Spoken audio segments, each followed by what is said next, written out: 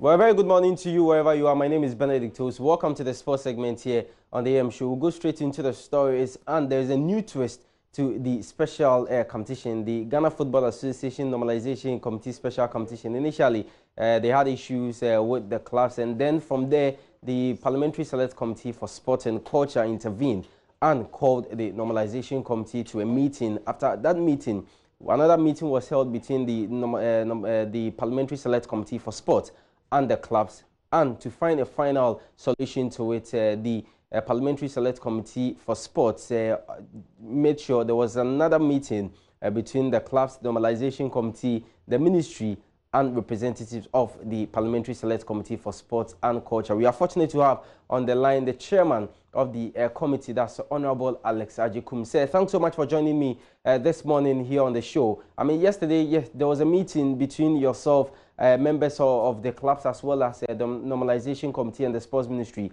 Can you please tell us what exactly happened? Just narrated. We had a third meeting on the roll, and when we met this time around, I moved the meeting from the premises of Parliament to the Ministry's conference room, and in attendance were the Normalization Committee, their representatives, the Vice Chair, Alex Asante, and the spokesperson. And then the clubs were represented by the GHALCA chairman, Kujo Fianu, and Randy Abe for Division 1, Ketu Kreku for Premier League, as well as Allergy Guza and other reps.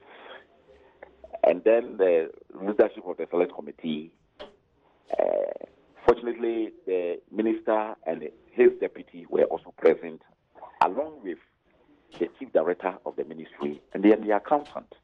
So when I look at the composition of the people in the room, I knew that was the period for us to bring a finality into the whole issue. So straight away, I gave a narration of the previous two meetings that I've had with the two stakeholders. After the narration, I asked the final take, having listened to me about the crux of the issues on the table. On the side of the Normalization Committee, they felt that yet it wasn't part of their mandate. They wanted to organize a special competition as a dress rehearsal to culminate whatever activities that they've done. Unfortunately, they were not having the cooperation from the club, and that there was some inconsistency here and there, and that warranted the cancellation of that tournament. On the part of the clubs too, they felt that there was lack of transparency. They didn't know how much was involved, the amount that the government has given. There were issues about the rules and regulations that will govern the games that we're about to enter into. And then finally, they talked about the structure of the game, for which they felt, as at that time, they have even resolved it. So we asked the question, what is the way forward? And then from the Normalization Committee, we were told that they have met and they have two main recommendations to put forward. Firstly, they said, judging from the time left for them to bring their work to conclusion, they felt that the less than 1 month duration, they want to concentrate on their core mandate.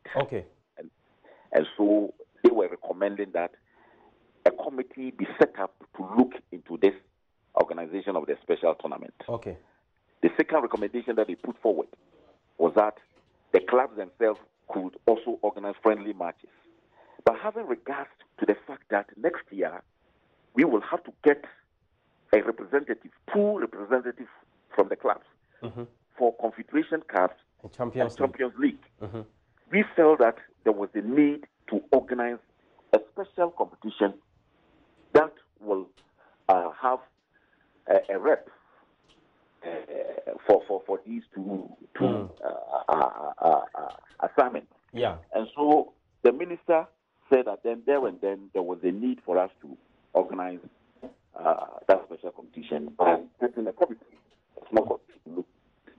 So we formed the small committee made up of the Deputy Minister for Youth and Sport, who is supposed to chair that committee, Honorable Perio, and then Honorable Obi Amwa, who is a member of the Service Committee of Youth and Sport in Parliament, by virtue of the fact that he's been a deputy minister before, and so he felt that he has some input to make.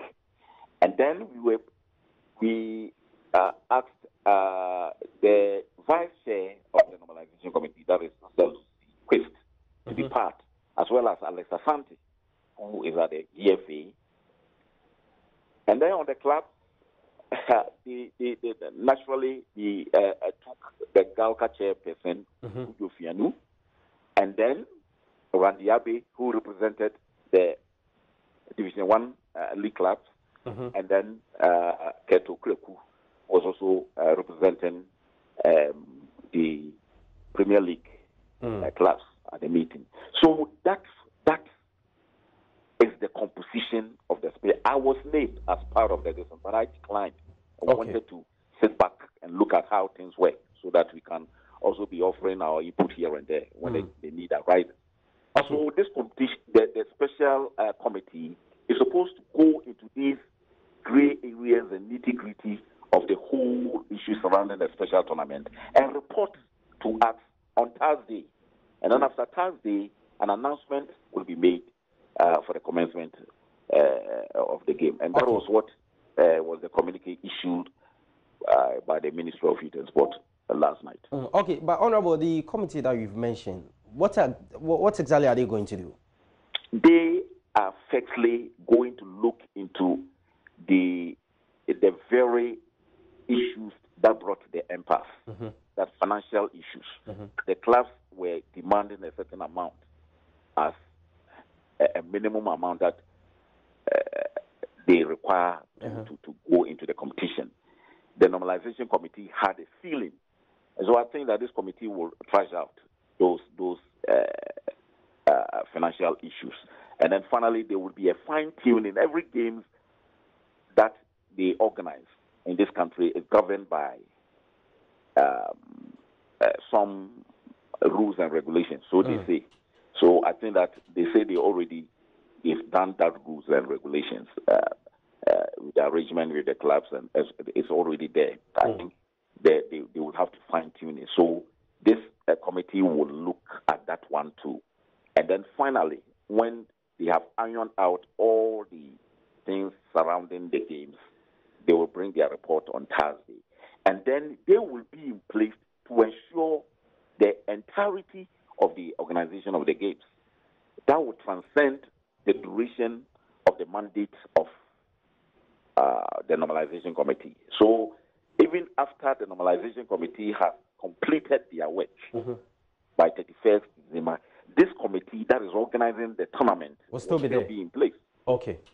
To carry out till, I don't know the number of matches, whether 60 or 64 matches or whatever. Honorable, quickly, briefly, I want to get something. Of course, I mean, in your presentation, you made mention of how it was the normalization committee themselves that recommended we put up a committee or form a committee to see to the organization of the special competition. So I want to believe that that definitely does not amount to interference as FIFA frowns upon.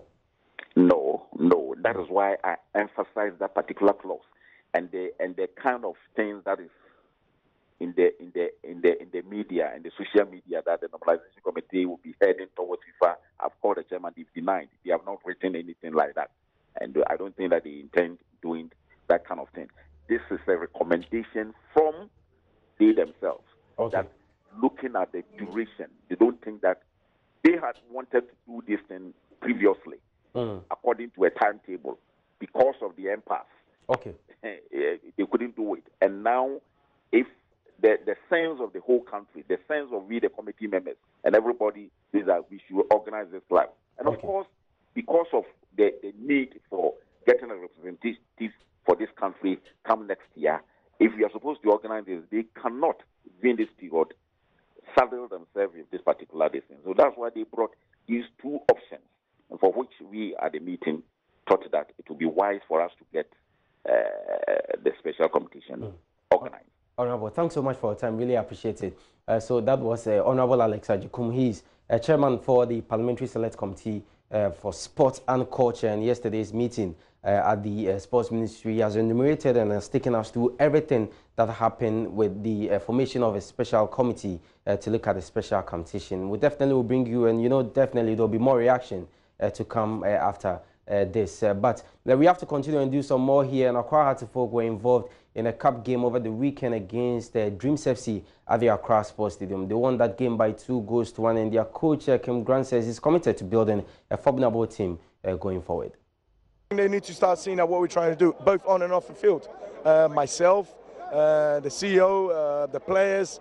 Of course, we will look in the future as well, because when the next window opens, we will look to strengthen the squad again. So for me, I'm taking it each day as it comes, and I'm making sure that the boys are together, working hard, and they have to start believing that they are good players, and just organisation, and then being constructive with everything we do, and then be positive. And I want the fans also to start believing that we're trying to do something very, very positive.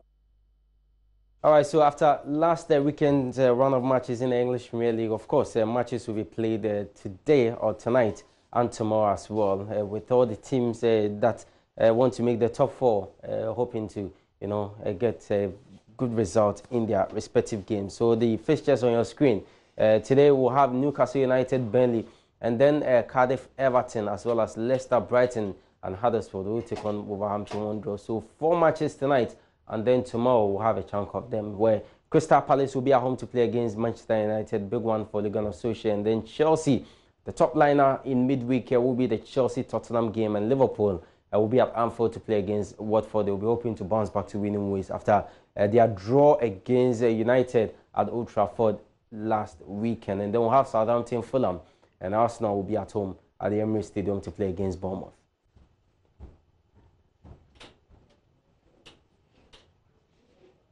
All right, so that's how we end sports. But remember to join us at 2 on Sports Today for more. Chelsea goalkeeper Kepa has apologized and he's been fined. We'll bring you details of that when you join us at 2 on Sports Today with my colleague Nathan Lato. I'm Benedict Osu.